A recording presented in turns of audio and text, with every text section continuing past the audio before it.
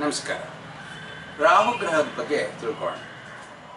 ಅರ್ಧಕಾಯಂ ಮಹಾವೀರ್ಯಂ ಚಂದ್ರಾದಿತ್ಯ ವಿಮರ್ದನಂ ಸಿಂಹಿಕಾ ಗರ್ಭ ಸಂಭೂತಂ ತಂ ರಾಹುಂ ಪ್ರಣಮಾಮಿ. ಗ್ರಹಗಳಲ್ಲಿ ರಾಹು ಒಂದು ಗ್ರಹ. ಏನು ಈ ರಾಹುಗ್ರಹ ಅಂದರೆ ಇದು ಛಾಯಾಗ್ರಹ.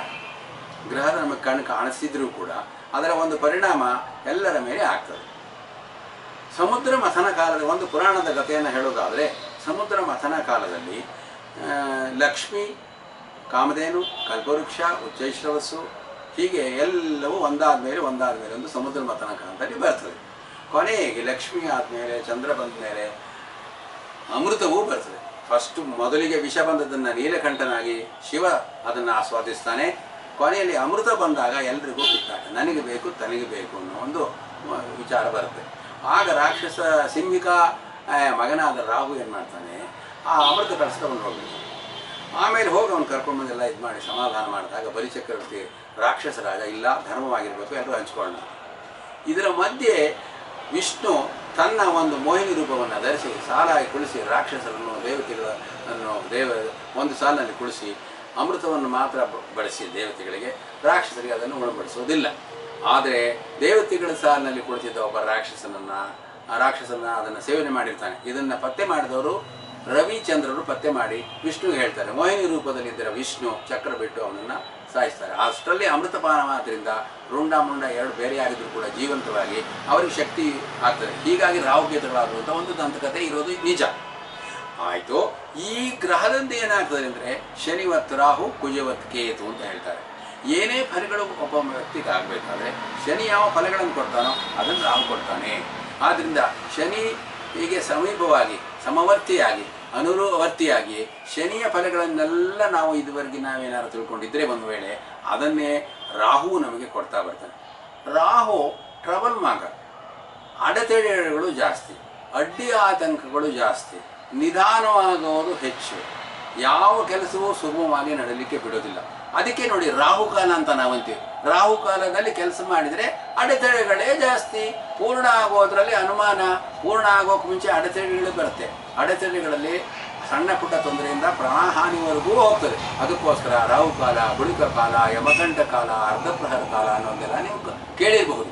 ಆದ್ದರಿಂದ ಈ ರಾಹುಕಾಲದಲ್ಲಿ ಪ್ರಯಾಣಕ್ಕೆ ಮಾತ್ರ ಅದು ಇದೆಯೇ ಹೊರತು ಎಲ್ಲ ಕಾರ್ಯಗಳಿಗೂ ಇಲ್ಲ.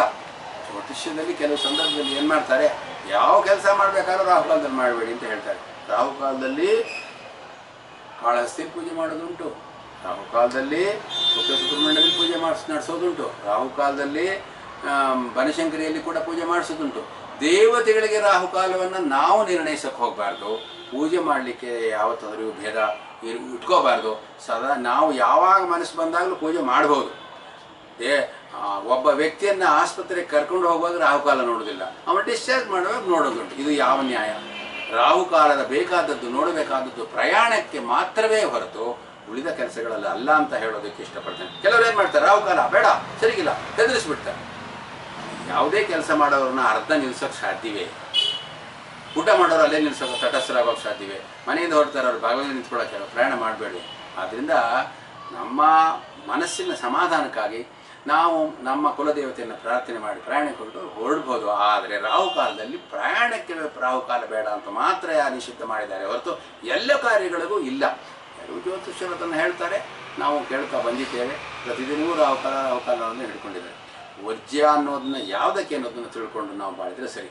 ಶನಿ ಕೊಡುವ ಫಲವನ್ನೆಲ್ಲ ರಾಹು ಕೊಡೋದ್ರಿಂದ ಶನಿವತ್ ರಾಹು ಅನ್ನೋದು ಸರ್ವವಿದಿತ. ಆದ್ದರಿಂದ ಶನಿಗೆ ಸಂಬಂಧಪಟ್ಟಂತಹ ಉದ್ದು ಸಾಧಾರಣವಾಗಿ ಪಿತೃ ಕಾರ್ಯ ಮಾಡುವಾಗ ಅದರಿಂದ ಒಡೆ ಮಾಡೋದು ಏನು, ಪಿತೃಗಳಿಗೆ ಅದು ಪ್ರೀತಿ. ಸಾಧಾರಣವಾದ ದಿನಗಳಲ್ಲಿ ಯಾರು ಉದ್ದಿನೊಡೆ ಮಾಡೋದಿಲ್ಲ. ಆಂಬೊಡೆ ಮಾಡಿದ್ರೆ ಉದ್ದಿನೊಡೆ ಯಾಕೆ ಮಾಡಲ್ಲ ಅಂದರೆ ಅದು ರಾಹು ಪ್ರೀತಿ ಆದದ್ದು. ರಾಹು ಅಂದರೆ ತಲೆ ಇಲ್ಲದದ್ದು. ಏನು ತಿಂದೆ ಅಂದರೆ ನಾನು ಇಡ್ಲಿ ಸಾಂಬಾರು ತಿಂದೆ ಅಂತ ಜನಗಳು ಅಂತಾರೆ. ತಲೆ ಇಲ್ಲದದ್ದು ಅಂತ ತಿಂತಾ ಇದ್ದಾರಲ್ಲಪ್ಪ ಅಂತ ಹೇಳ್ತೀವಿ. ಆದರೆ ಎಲ್ರಿಗೂ ಬೇಕಾದದ್ದು ಇಡ್ಲಿ ಸಾಂಬಾರು. ಏನು ಮಾಡೋಣ ಹೋಗಲಿ. ರಾಹು ಅಡಚಣೆಗಳ ಒಂದು ಮೊತ್ತವೇ ಟ್ರೆಜರಿ ಇದ್ದ ಹಾಗೆ. ಆದ್ದರಿಂದ ನಾವು ಏನು ಮಾಡಬೇಕಂದ್ರೆ ಯಾವ ಕಾಲಕ್ಕೆ ಅದನ್ನು ಉಪಯೋಗಿಸಬೇಕು ಉಪಯೋಗಿಸಬಾರ್ದು ರಾಹುಕಾಲವನ್ನು ತಿಳ್ಕೊಳ್ಳೋದು ಸೂಕ್ತ.